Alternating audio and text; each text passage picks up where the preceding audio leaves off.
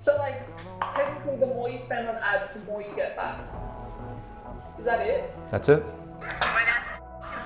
I'll just do it for free and I'll get you results first. 50 grand in the second month and 100 grand in the third month. And I was just like, what? All these newbies go, oh, I'm gonna start e-com and make all this money. I'm like, no, you're not. If you don't get fired up after like calls like that, you're in the wrong business. What's going on, guys? Today we have a really exciting video for you. Essentially, it's gonna be a vlog, get to follow me around, see my day-to-day stuff. And we also have a visitor, Jason Fox, coming in, who runs another agency, runs a coaching business as well. And we're gonna sit down, talk about everything to do with agencies, how to build your business, tips and tricks that we've learned over the years, which will be really useful. And I think this is actually him pulling up now, maybe. So we'll go say hi to them, get them to come through, we'll have a sit down, have a chat, stay tuned. See you again, man. Good to see you too, we're already filming, so. Oh, perfect. Yeah, this is Jason, this is the place. Yeah, so we got, like that was the 2 weeks ago we first shot that video, and it was sick because we like got the sign to get put up on the building, which was really cool. Yeah. So it was a good feeling. It looks so good. So entrance, because we had like a million people always go to the front there. Yeah. But we're getting an interior designer to come through the next month or so and fit it out. Yeah, it's mad. And we got the basketball hoop fixed so we can see a jump shot, Tommy. Yeah, well, this whole area, well, we want working space down there, but this whole area, I was thinking, you ever seen them white walls where you have for like content capturing, if you want to do photo shoots? Yeah. So like, imagine if you had that up here, you just had sick lighting. Because you guys creating content for a lot of the graphic design, guys. Yeah, which is what that new room is for. But the content side is something that we want to start developing. But it's like a big project. Hey guys, how you doing? This is Christy, Maddie, Laura, Mia, Connor, and Mark. Because e-commerce is, honestly, it's the hardest discipline. If you're starting an agency, all these newbies go, oh, I'm gonna start e-com and make all this money. I'm like, no, you're not. It's the hardest thing to do with ads. Like, why did you go down that path rather than like local businesses? I did try to start e-com. So like when I was trying to start those brands, I realized how hard it was. And you need an initial investment. Like you need money to buy stock, unless you wanted to do the dropshipping route, but like I didn't figure that out recently. But I knew I loved e-com and I knew I wanted to work with e-commerce brand owners, but I didn't want to put down any money for it. And I kind of found out through, you know, this whole agency thing, well, I can work with e-com owners, but I just run their ads. So I positioned myself, even at the beginning, I was just like, I'll run your ads for free. I'll just do it for free and I'll get you results first, right? And after that first initial month, we can sit down, have a review, and then talk about paying me to keep going with this. I do believe in free work because I think that you can, like, you need to prove yourself, get results and stuff like that. But at the same time, clients aren't always invested with the free trials. Firstly, let's touch on how'd you find these people? Like, how'd you approach them? And then tell us about the free trial thing. Free trials are tough, especially when you become more established. Now, I think it's a good point to make a distinction between when you should be doing free trials and when you shouldn't be doing free trials. I think now I wouldn't offer any free trials because I value my service. 100%. If I don't value my service, then I'm not. And exactly. that's transparent. So with the beginning stages, all I did was DM like as many brands as possible and just reach out to them as many brands as possible. I just did a whole bunch of DM reach outs and I was just like, hey, I'm a professional advertiser and I did X, Y, and Z and I can do the same for you. Did you do the same thing because what was your approach? Who were you going for at the beginning? Well, so my approach was, the first thing, and I always say to everyone, is the first thing is look at your low-hanging fruit. So it's people who already know and like you, and then off that you can build that trust factor. What I did when I started, I came home to my mum and I said, Mum, I'm gonna start this digital marketing agency. She goes, what the hell is digital marketing? And I said, don't really know, but I'm gonna do it. Like I'm gonna do websites, Facebook ads, this, that, like the works. And she goes, cool, like good on you, son. Next day, she comes in my room and she says, Jace, like I have a client for you. I'm like, client for what? Like, what are you talking about? And then in that afternoon, I went and met with this guy and signed him up. My next client was another referral from my mum. Third client was a referral from my dad. Fourth client was one of my mates' dads. Like it just kept growing from that circle because it's so much easier with that no-like factor. And then that building the trust. So that's what I did to start. I started on with a coach recently. Yeah. And that was a big step for me because I had come from that partnership with my business partner at the time was my mentor. And then when I went out on my own, I had to kind of get like my feet under myself. Yeah. But then after I kind of got my stride, I was thinking, I'm not getting outside knowledge. I don't read books either. Like I know that's massive, yeah, it's a big flaw of mine. But and I've ordered 12, I think it's like 12 habits or secrets. It's by Jordan Peterson. 12 Rules for Life. Yeah.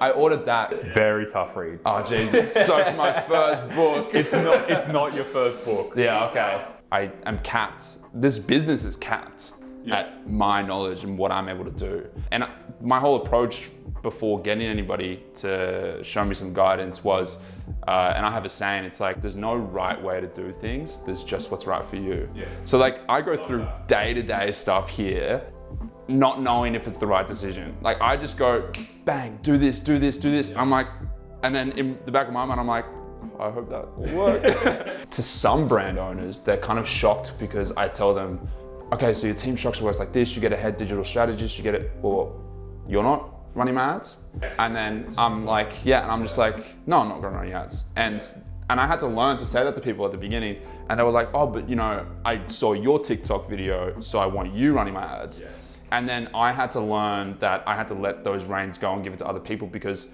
actually be doing a disservice to that brand owner if I ran those ads. Because one, all these digital strategists do trainings all day long, right? So they're actually better than I am. Yep. I used to be, you know, the king, but now I lost my touch. But like I had to let those reins go. And it was a tough thing because, you know, I took a lot of pride in my work. As a business owner, no one could do the job as good as you could. It was one of those things where, all right, you had to kind of let them know that, yeah, you're not going to be doing it. It's a horrible question to ask. Like, what happens if I get hit by a bus? I look at it from that perspective, and I think that everyone should, is like, what happens if I get hit by a bus? Like, is there going to be food on the table? Head to toe, said you got your own style, that's just slang for you, ain't got it though. Talking like you got it, that's a problem, I might let them know. Freeze you like a mouse or something, I let it go. Eeny, meeny, miny, mo. Head to toe, said you got your own style, that's just slang for you, ain't got it though. Talking like you got it, that's a problem, I might let them know. That was Freeze sick. you like a mouse or something. Went to Crew with Jason and Tommy. That interview was so much fun, just literally getting to know his side of things, especially just from his whole sales aspect and his perception on, I guess, just running his business. So that was really, really interesting. Definitely go check him out. So we'll leave all of his links in the description below. You told him to eat it. Yeah, I know. Boy, that's fucking hot.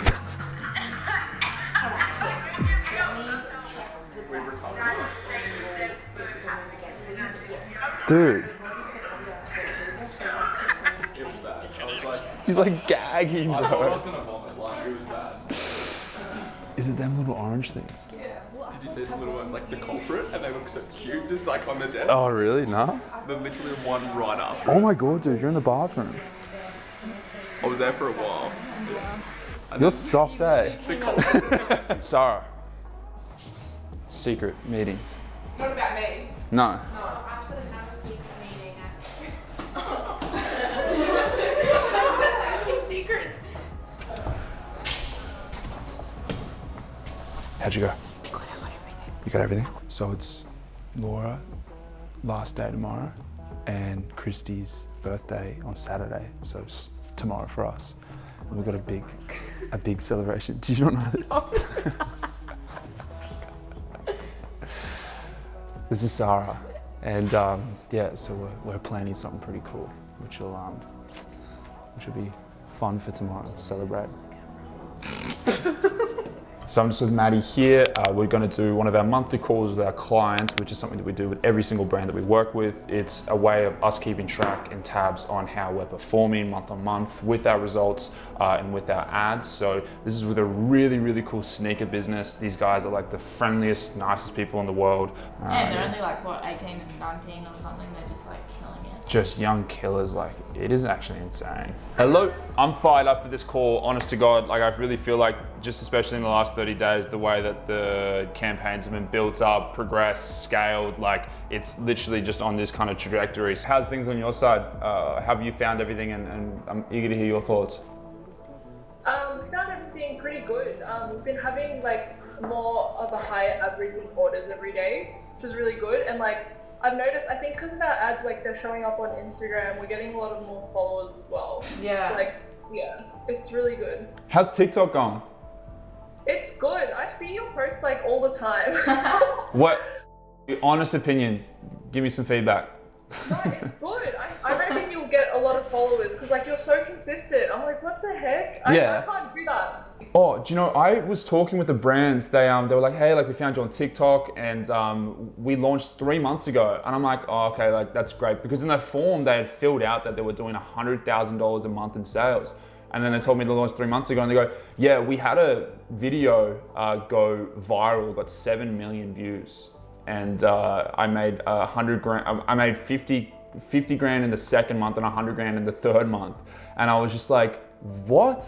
And that's not the only case. Like I've been getting on calls a lot just like the last 2 days, just like sussing out if any brands are ready to kind of jump on with us. Same story, saw you on TikTok, we blew up. Now we're making, 100 grand a month and it's crazy. It comes to like, it's a good segue into like talking about, the troubles that you'll run into now, which is managing the scale, because we'll talk all day about bringing your ad account up to 500,000 bucks a month in revenue, which is like on the cards. It's something that we can do, right? I'm interested to know what, on your side, what you have planned to manage that scale. I'm just like, I think I'm more like worried. I'm not worried, but like I'm kind of scared because like, Fair. I don't want to like move out into like a warehouse, hire people, and then like we can't give them a job because we don't have orders. Like that's one of the biggest things I'm worried about. Yep. I had the same fear. I'm just like scared. I'm like, it's like a risky move. And this is, I'm about to give you like a hero speech right now. So prepare yourself. But ready for this? You can't let fear dictate your life.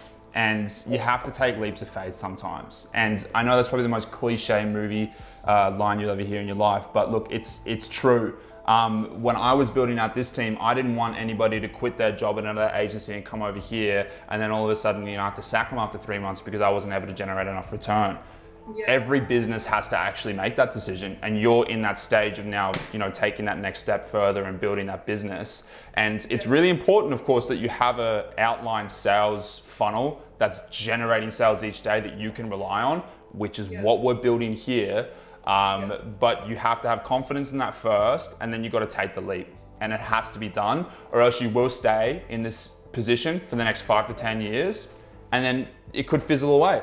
Or you could capitalize on what you've got going now, and you could start to, in the next 5, 10 years, add more things to this business. But regardless, you have to make the decision. And yeah, hiring people is one of those scary things, but take the hit 3 steps back to take 10 steps forward. It's definitely like we wanted that to be a goal for last year, but things didn't turn out the way we wanted to. But let's just hope this year we can do that. Yeah, and I think it's important on your side then to set a benchmark for us to say, okay, Cormac and Maddie, I need to get to 120K months or 150K months now to and consistently achieve that, to confidently hire somebody. And then we can go again with the increase of budget, and then you can hire somebody else again. And then we increase the budget again and you hire somebody else again. Yeah. So like, technically the more you spend on ads, the more you get back. Is that it? That's it. I've taken businesses from, maybe averaging around 15,000 bucks a month in sales to over 500,000. I think the biggest business now did over 600,000 a month, right? I've seen it I see it every month in this agency. You guys haven't. So there is that whole aspect of like, I don't know if it's what you're saying is actually gonna happen. Well, then let's do it slowly and together, right? So let's increase the budget slowly. Let's show you the revenue increase, and let's show you the consistency with those sales, and then you can start making those decisions. Like, all right. If you don't get fucking fired up after like calls like that, you're in the wrong business, because that literally gave me like goosebumps talking to them about like, and how they were uncertain as well. Like they just don't even like, they don't know the potential of what they've got on their hands right now. Like what we've built is like going to the moon.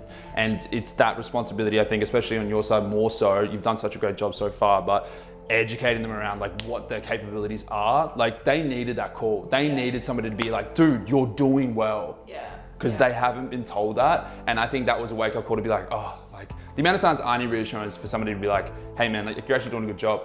because there's so much self-doubt that comes into people's minds. Okay guys, thanks so much for watching today's video. I hope you gathered some great value from what Jason and I talked about. I hope you got to enjoy some of the content that you saw from inside the agency again this week. As always, like, subscribe, leave comments down below if you have any questions, because I'm basing all these videos on what you guys want to know. Other than that, I will see you in the next video.